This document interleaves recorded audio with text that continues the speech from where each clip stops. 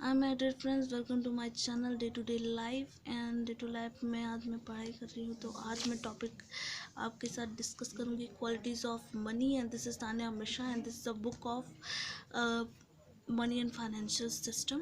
Okay, और इसके अंदर क्वालिटीज़ ऑफ मनी है। तो चलिए फटाफट देखते हैं क्या क्या क्वालिटीज़ होती है मनी के अंदर। करीबन 8 क्वालिटीज़ दी हुई है। Acceptability, durability, divisibility, portability, uniformity, recognise ability, scarcity and stability. Okay, चलिए इसके अंदर देख लेते हैं फटाफट। जिसकी इंग्लिश कमज़ोर है उसको बहुत ईजिली लॉजिकल तरीके से पढ़ना चाहिए। देखिए कैसे मैं बताती हूँ, मैं भी हिंदी मीडियम से, ऐसा नहीं है। Acceptability, money must have the quality of acceptability in payment for purchase of goods and services and for statement of debts. Money के अंदर ये मस्ट है कि ये क्वालिटीज़ होती हैं जो पेमेंट के प्रोसेस को आराम से एक्सेप्ट कर लेता है, स्टेटमेंट ऑफ डेब्ट्स के प्रोसेस को आराम से एक्सेप्ट कर लेता है। अब मनी तो किसी भी प्रोसेस को एक्सेप्ट कर लेता है, ह्यूमंस भी उसके किसी भी प्रोसीजर को एक्सेप्ट कर लेते हैं। अब देखिए कैसे। If notes issued by central government of country are accept by seller and creditor, they are money. तो अगर हमारी कंट्री के सेंट्रल बैंक मीन्स आरबीआई द्वारा कोई भी नोट्स इशू किए जाते हैं तो वो हमारे सेलर और क्रेडिटर द्वारा बहुत easily as a money accept कर लिए जाते हैं। वहीं अगर वो कॉइन्स इशू करता है, देखिए क्या बोलता है, if coins issued by government are acceptable within a limit, they are money to that extent. अगर वहीं हमारा गवर्नमेंट कॉइन्स इशू करते हैं तो वो भी easily as a money accept तो कर लिए जाते हैं, मगर एक एक्सटेंट लिमिट तक। ठीक है, नेक्स्ट वर्ड पे चलते हैं, ड्यूरेबिलिटी। ड्यूरेबिलिटी मीन्स टिकाऊबिलिटी, प्योर हिंदी में हम इसे बिल्टी कहते हैं। एंड इसे जनरल लैंग्वेज में सीखना चाहे तो टिकाऊ होते हैं इसके मटेरियल्स। देखिए अब कैसे, money should possess durability like gold and silver and therefore in olden days they are considered good money. Money should possess durability, इनके अंदर टिकाऊपन होना मस्ट होता है, ये होते ही हैं like gold and silver. Gold and silver इसलिए टिकाऊ होते हैं क्योंकि ये जितने पुराने होते हैं, ओल्ड एंड जितने पुराने होते हैं, वर कंसिडर्ड गुड मनी, उतनी ही इनकी कीमत बढ़ती है, ये आइकॉनिक हो जाते हैं। अब इनका कंपैरिजन अगर अदर कमोडिटीज से की जाए तो आपको ज़्यादा अच्छे से समझ में आएगा। देखिए, as animal, vegetables and fruits were having limited durability. Animals, vegetables, fruits ये भी होते हैं कोमोडिटीज़, मगर इनकी ड्यूरेबिलिटी लिमिटेड होती है और इनकी अनलिमिटेड होती है। ठीक है, ये अनलिमिटेड तो होते हैं, प्लस जितने पुराने होते हैं उतने आइकॉनिक होते जाते हैं, और इनको ज़्यादा दिन रखेंगे तो ये सड़ जाएंगे। Okay, were not considered good medium, इन्हें गुड मीडियम में, एक्सचेंज ऑफ कोमोडिटीज़ के गुड मीडियम में नहीं रखा जाता है। चलिए, किन्हें नहीं रखा जाता है ये भी देख लीजिएगा अच्छे से, एनिमल्स, वेजिटेबल्स एंड फ्रूट्स को। ओके, नेक्स्ट टॉपिक हम देखते हैं, डिविजिबिलिटी, डिवाइड एबिलिटी इसके अंदर बहुत अच्छी होती है। अब देखिए डिवाइड एबिलिटी क्या होती है, इसके अंदर कैसे डिवीज़न होता है। तो money should be in such value that it can be divide into smaller part without losing their value.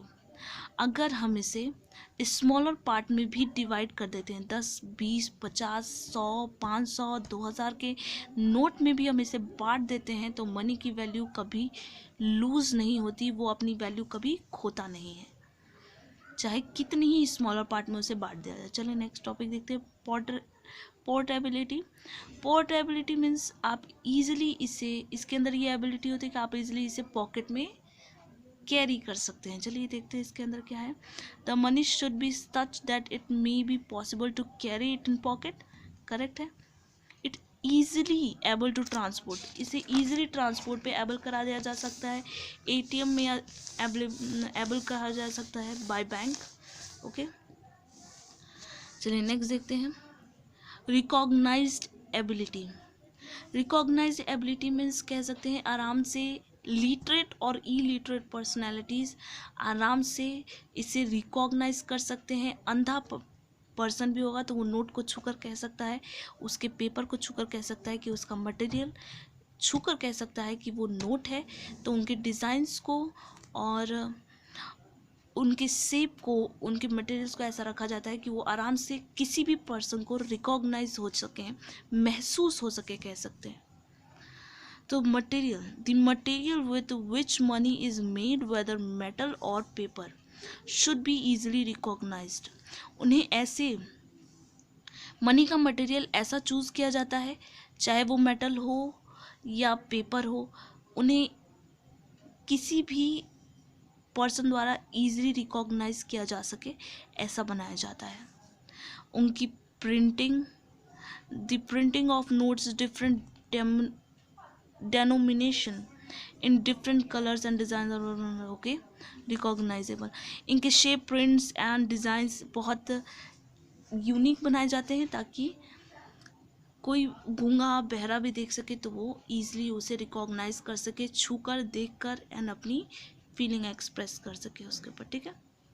Scarcity, scarcity का मतलब होता है दुर्लभता, अभाव, ओके। तो इसका जो मटेरियल होता है, रॉ मटेरियल, जिस रॉ मटेरियल से बनाया जाता है वो बहुत दुर्लभ होता है, इसी बारे में ये बताना चाहता है। चलिए देखते हैं। If a product is available in plenty, अगर प्लेंटी मीन्स होता है ज़रूरत से ज़्यादा उपलब्ध होना। अगर प्रोडक्ट अवेलेबल है ज़रूरत से ज़्यादा, इट्स लूज इट्स वैल्यू, वो अपनी वैल्यू को खो देता है। Therefore money should be of such a material which is scarce like gold and silver। तो अगर वो ज़रूरत से ज़्यादा मार्केट में कोई भी रॉ मटेरियल, इस नोट्स का, इस मनी का कोई भी रॉ मटेरियल अगर ज़रूरत से ज़्यादा मार्केट में अवेलेबल होगा तो वो अपनी वैल्यू खो देगा। इसलिए इसका मटेरियल, इसलिए मनी का मटेरियल मार्केट में मिल पाना बहुत दुर्लभ होता है। जैसे सोना, चांदी, गोल्ड एंड सिल्वर आप ले सकते हैं। आज के हमारे जो नोट्स हैं, मनी नोट्स, वो भी एक रॉ मटेरियल से रेडी होते हैं, पर उनका भी रॉ मटेरियल बहुत मुश्किल है मिलना। चलिए नेक्स्ट देखते हैं। स्टेबिलिटी मीन्स स्थिरता, स्थिरता, मनी के वैल्यू में स्थिरता होनी बहुत ज़रूरी है। चलिए अब देखते हैं कैसे बताता है ये, कैसे स्थिरता होनी ज़रूरी है। Money has to serve the function as measure of value and store.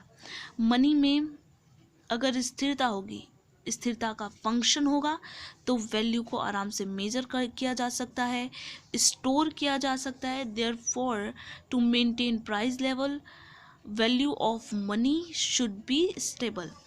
तो प्राइस लेवल को मेंटेन करने के लिए वैल्यू ऑफ मनी के अंदर स्टेबिलिटी बहुत ज़रूरी है, स्थिरता बहुत ज़रूरी है, ठीक है। चलिए, तभी उसे आराम से मेज़र या स्टोर किया जा सकता है। आगे हम देखते हैं। ओके, कोई बात नहीं। अब हम ओरिजिन ऑफ मनी और stage of evaluation of money हम नेक्स्ट वीडियो में ज़रूर डिस्कस करेंगे। इस वीडियो के ख़त्म होने से पहले मैं आपसे रिक्वेस्ट ज़रूर करूँगी कि आप मेरे चैनल को शेयर, सब्सक्राइब एंड लाइक ज़रूर करें।